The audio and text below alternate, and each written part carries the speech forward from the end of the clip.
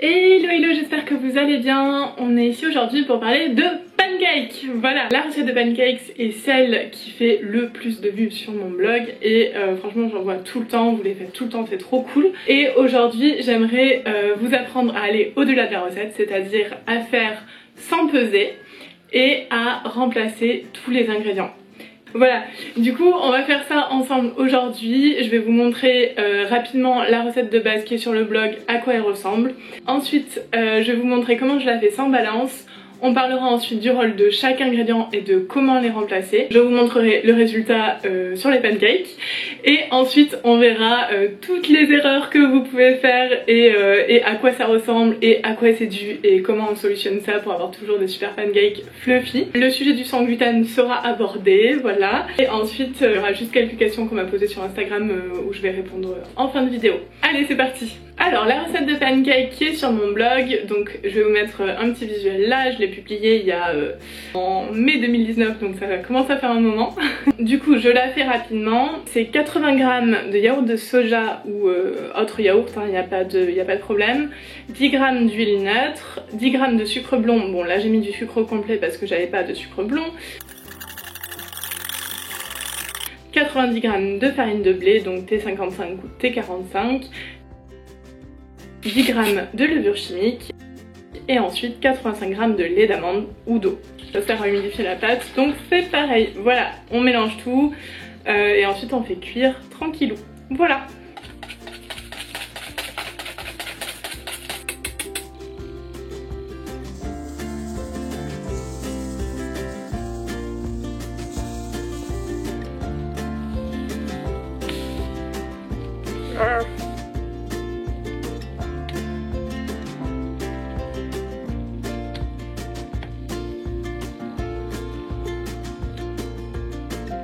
Donc les pancakes avec cette recette, elles ressemblent à ça. Donc je les ai faites il y a un petit moment parce que j'ai fait tous les pancakes.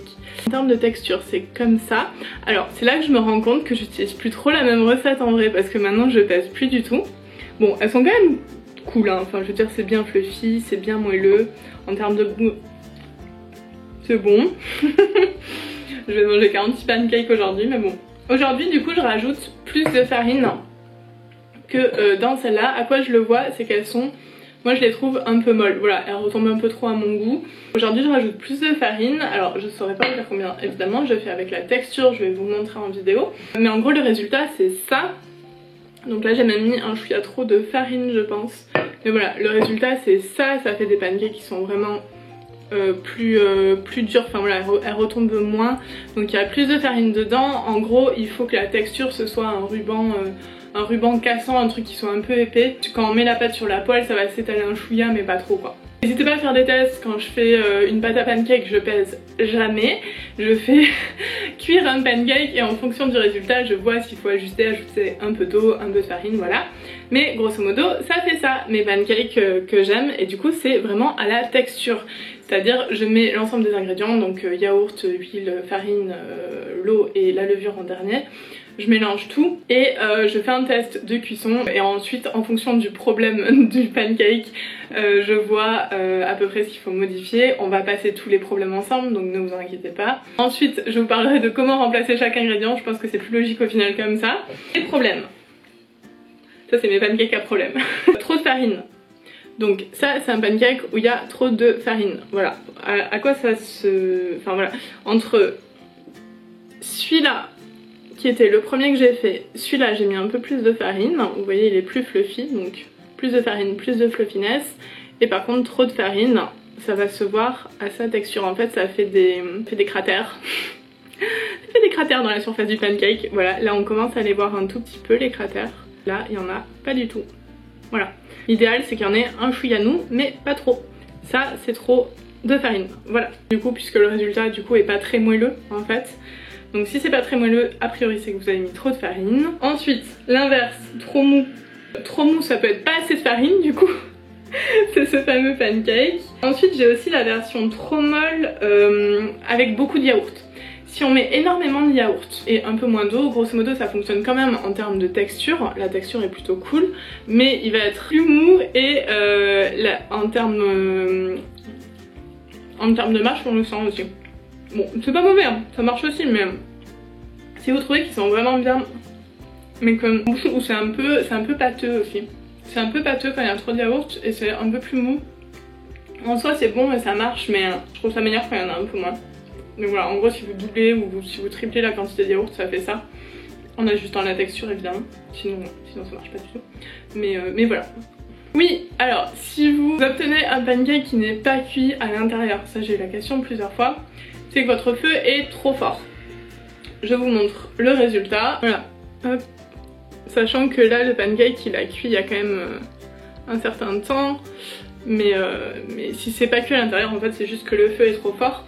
L'extérieur cuit mais pas l'intérieur en fait, il faut juste baisser le feu. Je pense pas que vous puissiez mettre le feu trop bas. En gros l'idée c'est d'avoir un feu moyen à 6 à peu près, ma plaque va jusqu'à 9. Ensuite qu'est-ce qui peut arriver? Trop d'eau. Oui alors ça franchement c'est le problème je trouve numéro 1 des pancakes. En général quand les gens les font, c'est qu'il y a vraiment trop d'eau.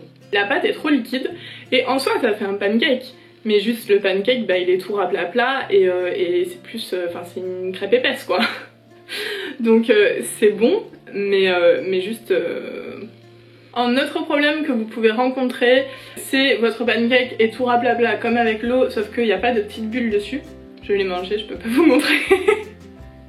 Mais il y avait des petites bulles dessus. Il était plat quand même, ça c'est parce qu'il y a trop d'eau. Mais s'il est raplapla et qu'il fait pas de bulles, a priori c'est que la levure a un problème. Donc ça peut être la levure qui a périmé, ça peut être la levure, vous avez mis de l'eau chaude par exemple dans la pâte au lieu de mettre de l'eau plutôt froide. La levure s'est activée du coup avec la chaleur de l'eau. Voilà, a priori c'est un problème de levure si c'est vraiment raplapla et que la quantité et que la texture en tout cas était bien. Si votre pancake est cassant, a priori c'est qu'il n'est pas assez lié, il n'y a pas assez de liant. On va voir un peu plus tard des exemples de pancakes cassants. Là la solution c'est éventuellement de rajouter soit du yaourt, soit de la fécule qui va avoir tendance à les lier. Et enfin un problème qu'on m'a posé c'est ça colle à la poêle. Bon bah faut changer de poêle hein. Franchement, enfin on peut mettre de l'huile, mais à un moment donné quand les poêles elles accrochent vraiment bah c'est compliqué. Je n'ai pas de solution pour ça. Moi ça m'arrive pas trop avec ma recette. Bon après j'essaie d'avoir toujours des poêles à peu près qui collent pas trop parce que sinon c'est un enfer. Voilà. Alors pour remplacer les ingrédients, du coup l'ingrédient qu'on me demande de remplacer en numéro 1 c'est la farine. Farine de blé, donc ça veut dire évidemment du gluten. Si vous voulez faire une version sans gluten, vous pouvez évidemment remplacer par un mix. En général je fais un tiers de farine de riz, un tiers de fécule de maïs et un tiers d'une autre farine, par exemple de la farine de maïs ou de la farine de châtaigne ou de la farine de sarrasin si je veux donner un petit goût. Donc ça c'est pour la version sans gluten. C'est aussi sans gluten et en gros moi j'ai souvent des flocons d'avoine chez moi parce que j'aime bien les porridge et compagnie. Vous pouvez très bien mixer de l'avoine, donc ça dépend si vous êtes cœliaque ou pas, mais grosso modo l'avoine normalement ne contient pas de gluten. Du coup c'est une option aussi de prendre juste de l'avoine, de le mixer et de remplacer la farine dedans. Et le résultat, ça fait des pancakes qui sont pas aussi fluffy, hein, franchement ils sont pas aussi fluffy, mais je trouve qu'ils sont quand même honorables. Je sais pas ce que vous en pensez, mais en tout cas moi je les trouve honorables. En termes de goût, ils sont moins fluffy clairement, c'est moins moelleux, mais c'est bon quand même, je ferais pas mieux. Honnêtement, le gluten en fait c'est difficilement remplaçable dans tout ce qui est pâte levée, je mange en même temps. Le gluten ouais c'est difficilement remplaçable dans tout ce qui va lever. Du coup si vous voulez faire des pancakes sans gluten, si elles sont comme ça, en gros c'est déjà pas trop mal et honnêtement je pourrais pas vous donner quelque chose de mieux. Désolée. Ensuite, à remplacer, bon vous l'avez vu dans la vidéo, j'utilise plus du tout de lait végétal quand je fais des pancakes, j'utilise systématiquement de l'eau. Parce que ça a le même rôle, c'est-à-dire que l'idée c'est d'humidifier la pâte et que l'eau ça convient très bien pour ça, donc autant mettre de l'eau. Pensez à mettre de l'eau froide pour éviter d'activer la levure. Le yaourt, donc ça c'est un gros sujet. Le yaourt végétal il va permettre de lier la pâte et de lui apporter du moelleux et du coup c'est un ingrédient qui est super important. Vous pouvez mettre du yaourt de soja mais aussi plein d'autres yaourts végétaux à base d'avoine, de coco, de ce que vous voulez. Pour le remplacer, il y a plusieurs options que j'aime bien. Je peux le remplacer avec de la compote et je vais ajouter un chouianou de fécule s'il y a besoin, si je vois qu'elle n'est pas assez liée. Là j'avais pas besoin parce que j'ai pris de la compote, je crois que c'était pomme banane, je pense que la banane lie un chouïa. mais ça marche aussi avec de la compote de pommes en ajoutant un peu de fécule. Du coup le résultat est là. Donc franchement il est un chouïa plus mou aussi je trouve.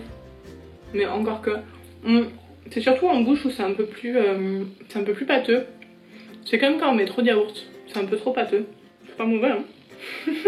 Je l'ai fait avec de la compote, du coup je mets pas de sucre puisque la compote est déjà sucrée, donc c'est pas la peine de mettre du sucre quand on utilise de la compote à la place du yaourt. Une autre manière de remplacer le yaourt, ça va être de mettre de la purée d'oléagineux. Donc là j'ai testé avec de la purée d'amande blanche. Ah merde, je me suis trompée, avant c'était la compote.